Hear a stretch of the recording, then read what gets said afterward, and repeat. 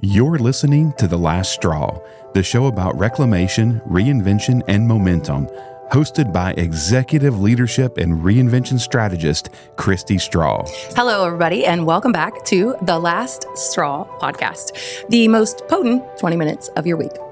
Today, I'm here with my girl, Stephanie, and we are going to talk about something that we talked about on the rooftop last week. Yes, we did. At Aura in Charlotte. So shout out to Aura. Great rooftop bar. Beautiful space. Beautiful space. Okay, so what we were talking about and why I wanted to have you on this podcast was because we were speaking about how professionalism sometimes gets to the place where you almost have to erase your own identity and who you are to be seen as professional. Correct. And so I wanted to bring you on to hear what you might have to say about that.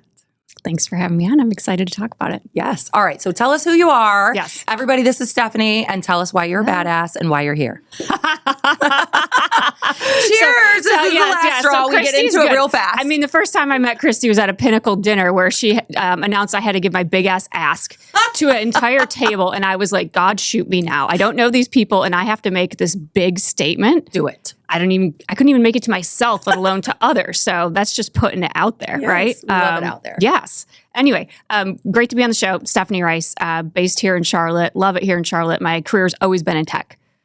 Always a sliver of tech, and no matter whatever I did. But supply chain background, love building teams with startups. Also have a professional services background. But I love that intersection of building teams that are client facing. And to bridge that gap between the tech and what their business goals are and all of those things. So I've got a master's in supply chain, but I enjoyed that work, but I enjoyed the tech side of it. And just really unlocking that. To me, that was the fun part. Well, I'm sure that was the fun part. But to me, because I'm spicy, I'm just sitting here thinking, wow, what an industry. I bet you had some really fun conversations in that industry.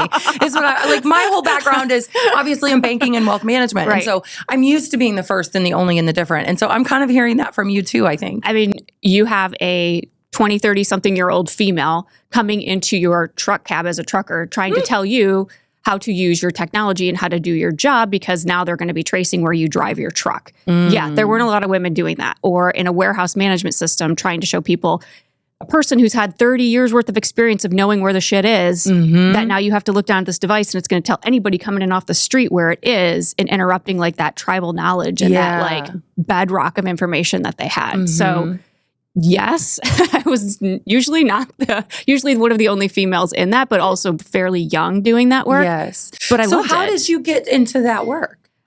So in school, I went to a small MAC school, Central Michigan University. Yeah. Fire up chips. Yeah. Hey. I had, short story is I had a really great professor.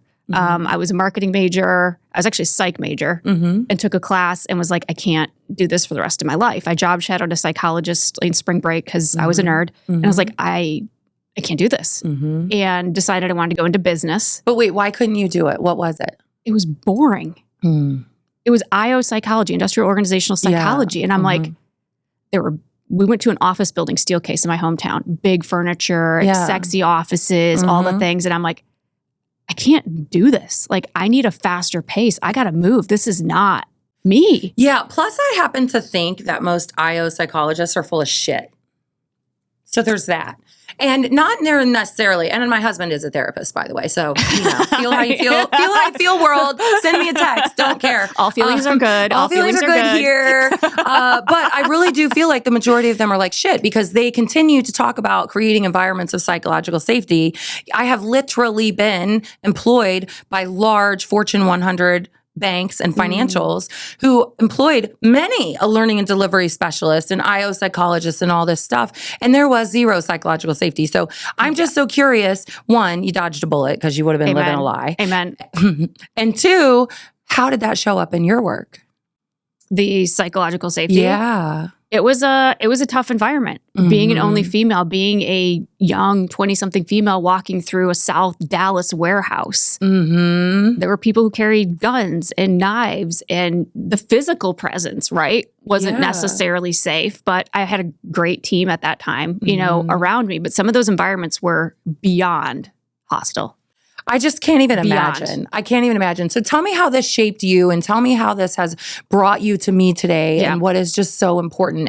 And then of course, the ribbon of reckoning is coming and we're going to Yes, ma'am. celebrate that. Let's do it. So I'm just dying to hear. Tell me, what is the most pressing thing on your mind that you want to get out?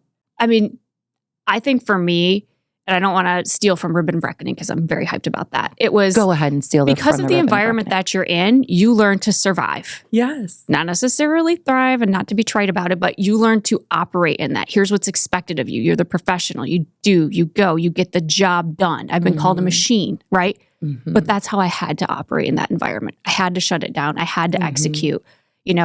The guys were all around and it was fine. I love working with men. They tell you straight up how it is. They got a problem. We're going to have a conversation, work it out. Yes. Yes. Love all that. But when it came to just the work environment, the comments, well, what did you do this weekend? I'll bet you hooked up, didn't you? The comments about personal life, it just, it was going to be used, and I've seen it used to weaponize against you. And it wasn't safe in that way. And I was two people. I was who I was at work, Steph, the machine, the leader, I'm leading this group, I'm establishing this group, I'm running it. And then there was actually me, the fun person, who I was at home with my family, with everything else. And they were very separate. And that takes a lot of emotional energy to keep the two going. Yeah.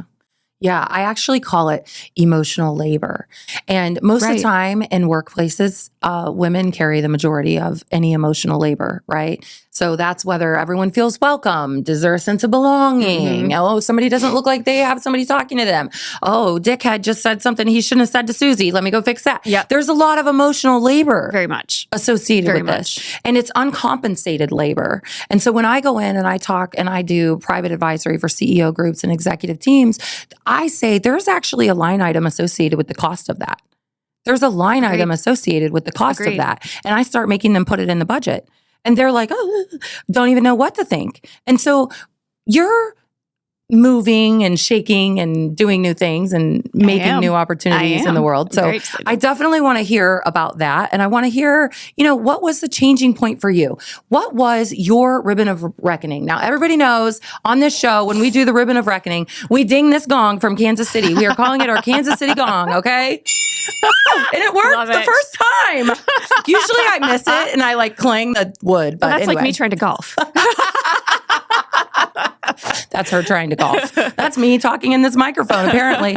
Okay. Your ribbon of reckoning queen from Stephanie Reis. She is going to tell us, when did it all change for you? For me, it changed when I had a lot happening in my personal life. And I was working at a very fast-paced company. And I was going up for promotion. I was gunning hard. And I had a lot happening. And I don't know if we want to go into all of the things, but there was a lot happening to me. I was seeing somebody for anxiety because of just the culture, the management by fear and intimidation that was not working well for me and how I operate. I had a family member out of state who was dealing with some mental health things. We knew we had a move coming up. We were trying to figure all of those things out.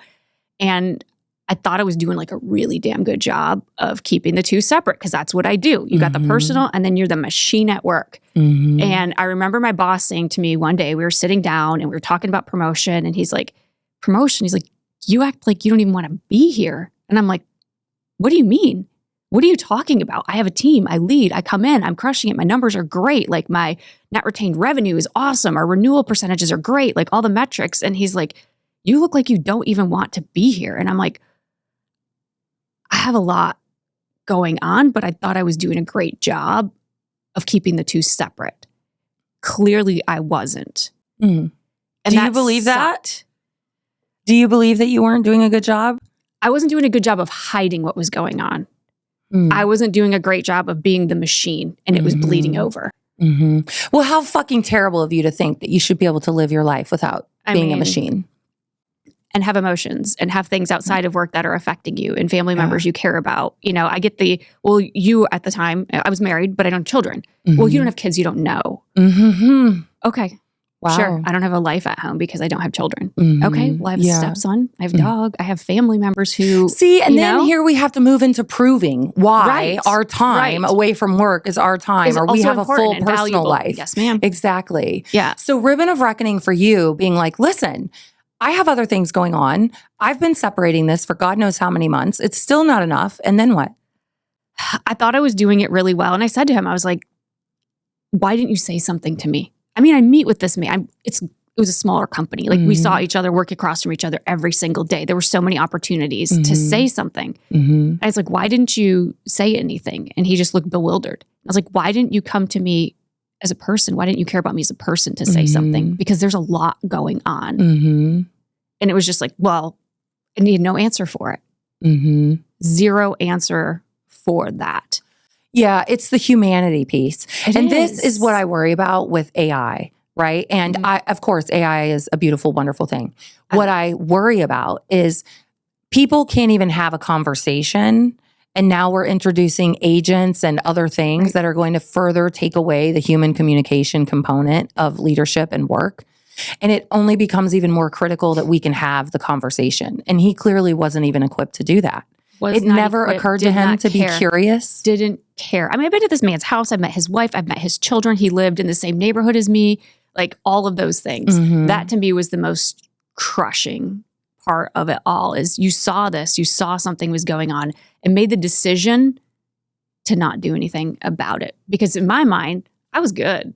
I'm operating, I'm doing it, I'm hitting my metrics, I'm fine. So it was just, I wasn't hiding it that well. Apparently it was coming out and showing up in ways that I wasn't even recognizing. Yeah. Well, I'm going to call it then. The ribbon of reckoning is the day she decided that, guess what? I guess if this isn't good enough and I'm not hiding it well enough, then I don't need to be here. And I did. I ended up leaving. See? And she ended up leaving. Leaving. Yes. And this is where And I that's like to. I don't want to be that kind of leader. No, of course My not. ethos has always been, I care about you as a person more than I care about you as an employee. Well, and the beautiful thing about that, Stephanie, is the statistic that goes with this is that people who work for high EQ leaders stay with those leaders 4.7 years longer. 4.7 years longer. Now, I don't even usually stay somewhere for 4.7 years at all. Let's just not even play, okay? Like I got like a year in me, and then I'm usually like, no, you're fake. You don't. Your values should be stripped from your wall. Yeah, okay. But truly, if you have high EQ, you know you retain your employees almost 5 years longer. And so it's not just a feel good thing, right? It's also a statistic. And so thank you for being here. I'm excited to give you your ribbon of reckoning. Thank you so much. I appreciate it. And listen, if you guys want to learn more about Stephanie, she will be tagged in our episode. We're also going to be celebrating a new role that she's starting soon. So thank you for being here. Thank you, Kristi. It was another beautiful episode of the Last Straw Podcast. This has been another episode of the Last Straw Podcast. Let's tell the truth and build something better from it.